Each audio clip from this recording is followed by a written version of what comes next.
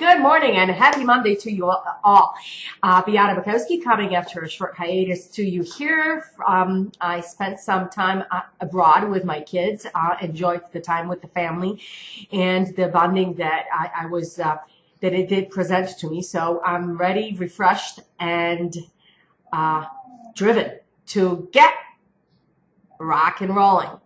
And by the way, if you notice back there, I just finally put up all of my participation medals in all my races. I didn't even realize I've done so many of them. That's a side note. Anyway, to the monthly update. Before I talk about the employment report that came out on Friday and figures that it presented, I wanted to just let you know that today's markets are not doing that hot. That's Dow, Nasdaq, and S&P all down over 2%. As of about 9:50, Dow was down 583 points. Why is it important? Because this is the escalation of the China-U.S. trade wars. And will cost U.S. exporters a little bit more to export goods to China as their currency has dropped against the dollar today, and the markets are definitely not liking it.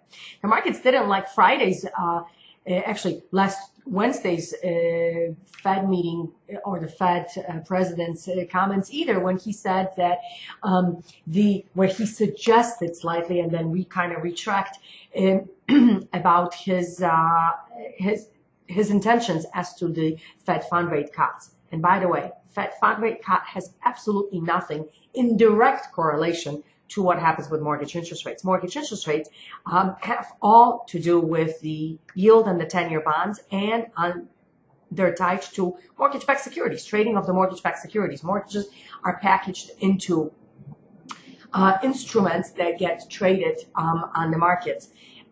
So the Fed fund rate did drop 0.25% last Tuesday, but the comments by the Fed did not make the Dow very happy, or the participants of the Dow very happy.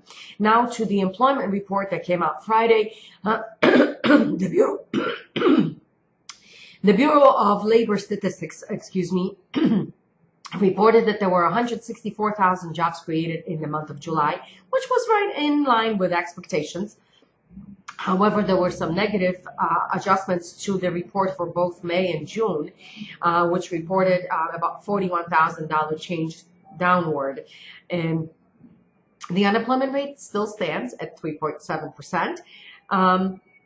And the total market participation in the employment market is slightly higher.